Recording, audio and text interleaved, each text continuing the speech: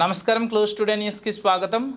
నాగర్ కర్నూలులో BRS party MP అభ్యర్థి RS Praveen కుమార్పై పోలీసులకు ఫిర్యాదు చేసిన బీజేపీ ఎంపీ అభ్యర్థి భరత్ ప్రసాద్ చివరికి ధర్మం గెలుస్తుంది. సోషల్ మీడియాలో భరత్ ప్రసాద్పై అసత్య ప్రచారాలు పోస్ట్ చేస్తున్న స్వెరస్ సభ్యులు నేను 250 కోట్లకు అమ్ముడు పోయానని వస్తున్న వార్త అయిన బీఎస్పీ నుండి బీఆర్ఎస్లోకి రావడానికి ఆయన తీసుకున్న డబ్బులను నేను తీసుకున్నట్లు అసత్య ప్రచారాలు చేస్తున్నాడు. బీఎస్పీ ఉన్నప్పుడు ఎమ్మెల్యే టికెట్లను అమ్ముకున్నారు. స్పెరోస్ ముసుగులో చదువుకుంటున్న విద్యార్థులను దొంగలుగా, జిహాదులుగా, విందు వ్యతిరేకులుగా, శక్తులుగా మారుస్తున్నారన్న ఆర్ఎస్ ప్రవీణ్ కుమార్ నాగర్ కర్నూలులో డబ్బులు పంచడానికి వసూలు చేస్తుండు. యువత ఆలోచించి ఓటు వేయండి. నాగర్ కర్నూలులో బీజేపీ గెలుస్తుందని భయపడి సోషల్ మీడియాలో అసత్య ప్రచారాలు చేస్తున్నారు. రేపు జరగబోయే ఎన్నికల్లో 3వ గుర్తుపై ఉన్న కమలం పువ్వుపై ఓటు వేసి నరేంద్ర మోడీ గారిని 3వ ప్రధానమంత్రి చేయాలని భరత్ ప్రసాద్ అన్నారు.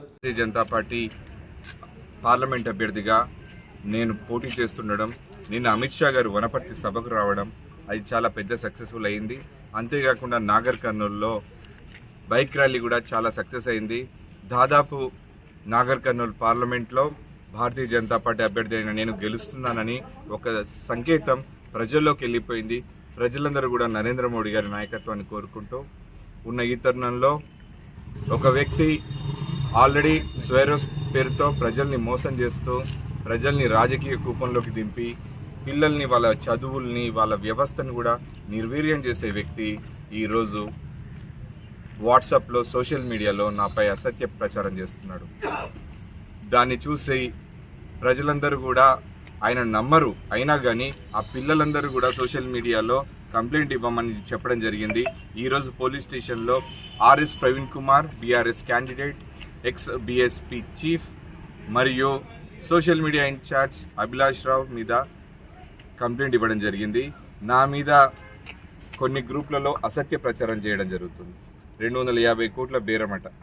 ఆయన బీఆర్ఎస్లోకి వెళ్ళినప్పుడు వచ్చిన బేరం ఎంతనో ఆయన రాసుకున్నట్టుగా ఈ ప్రచారం చేస్తున్నారు తప్పితే ఈ పేపర్ ఏ పేపరో తెలియదు. ఒక పేపర్ కటింగ్ పెట్టిర్రు, మీడియాను అవమానిస్తున్నారు.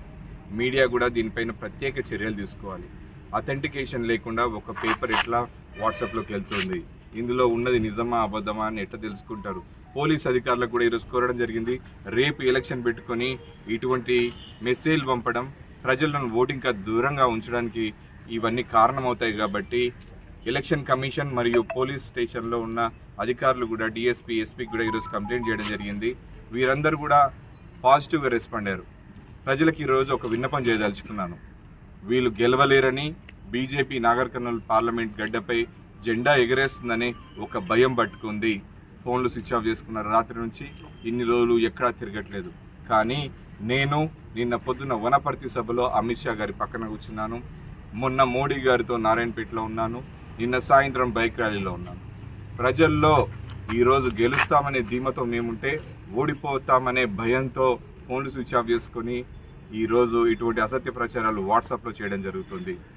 వీళ్ళందరూ స్వారోస్ అనే పేరుతోని మెసేజ్ రావడం జరుగుతుంది. మీరు స్వారోస్ పిల్లలను లాయర్లను చేస్తాం, డాక్టర్లను చేస్తామని దొంగలుగా తయారు చేస్తున్నారు, సమాజానికి చేటు చేస్తున్నారు. స్వారోస్ అనే పేరుతో ప్రజలను, వారి కుటుంబాలను కూడా మీరందరూ కూడా మోసం చేస్తున్నారు. ఈరోజు పిల్లలకు కూడా ఒక విజ్ఞప్తి చేస్తున్నాను. సిర్పూర్లో పారిపోయి వచ్చిన ఒక దొంగ, బానిసగా అమ్ముడుపోయిన ఒక దొంగకి ఈరోజు మీరు సపోర్ట్ చేయొద్దు. మాదిగ ఓట్లు చీల్చి కాంగ్రెస్ పార్టీకి లాభం చేయాలని ఈరోజు బీఆర్ఎస్, కాంగ్రెస్ కుమ్మక్కై ఇటువంటి ప్రచారం చేస్తుంది. ప్రజలెవరూ దీన్ని నమ్మొద్దు. భారతీయ జనతా పార్టీ గెలుస్తుందని వాళ్ళకి అర్థమై ఈరోజు కాంగ్రెస్ మరియు బీఆర్ఎస్ పార్టీలు నాపై అసత్య ప్రచారం చేస్తున్నారు. ప్రజలు రేపు జరగబోయే ఎన్నికల్లో ఖచ్చితంగా 3వ నెంబర్పై ఉన్న కమలం గుర్తుపై ఓటేసి ఇటువంటి అసత్యాలు, దుర్మార్గాలు జరగకుండా ఉండాలంటే బీజేపీ పార్టీని గెలిపియాలి. మీ అందరికీ తెలుసు ధర్మం గెలుస్తుందని. ఇటువంటి అధర్మ పరులు, పిల్లల్ని అమాయకంగా వాడుకునే వాళ్ళను, ముఖ్యంగా మీరు ఈరోజు చూడొచ్చు, దాసరి ఉషా అనే మహిళ ఆర్ఎస్ ప్రవీణ్ కుమార్పై బీఎస్పీలో ఉన్నప్పుడు ఆమె టికెట్ కోసం 20 కోట్లు డిమాండ్ చేశాడట. ఆమె చెప్తుంది బీఎస్పీ టికెట్లు అమ్ముకున్నాడు. అప్పుడు బీఎస్పీ చీఫ్ అయిన ఆర్ఎస్ ప్రవీణ్ కుమార్ ఒకసారి ఓడిపోయినాడు, 2 సార్లు ఓడిపోయినాడు, ఉన్న టికెట్లు అమ్ముకున్నాడు. సిర్పూర్ ఎన్నికల్లో పిల్లల్ని, చదువుకునే పిల్లల్ని, డిగ్రీ పిల్లల్ని, ఇంటర్ పిల్లల్ని ఆయన చుట్టూ తిప్పుకొని ఇప్పుడు నాగర్ కర్నూలులో పంచడానికి 10 కోట్లు అడిగిండు. ఇవ్వకపోయేసరికి ఏం ప్రచారం చేసుకోవాలో తెలియక, ఏమని అడిగితే ఓట్లేస్తారో తెలియక నా మీద విష ప్రచారం చేస్తున్నాడు. అలాంటి విషం జిమ్మే పామును ప్రజలు రేపు ఓటుతో కొట్టి కమలం పువ్వుపై ఓటేసి ఆయనను మళ్ళీ నాగర్ కర్నూలు నుంచి బయటకు పంపాలని ప్రజలందరినీ విజ్ఞప్తి చేస్తున్నాను. ఈరోజు ఇటువంటి అసత్య ప్రచారాల వల్ల ప్రజల్లో ఒక రకమైన పిల్లలపైన ఒక రకమైన ద్వేషం ఏర్పడుతుంది. దాని ద్వారా సమాజానికి కీడు చేస్తున్న ఆర్ఎస్ ప్రవీణ్ కుమార్ లాంటి వాళ్ళు రాజకీయంలో ఉండడానికి అనర్హులు. అటువంటి వారికి టికెట్ ఇచ్చిన బీఆర్ఎస్ పార్టీ కూడా ఇటువంటి ప్రోత్సహిస్తూ ఈరోజు సోషల్ మీడియాలో అసత్య ప్రచారాలు చేస్తుంది. కాబట్టి వీరిద్దరిని తరిమి కొట్టాల్సిన సమయం రేపే ఉంది.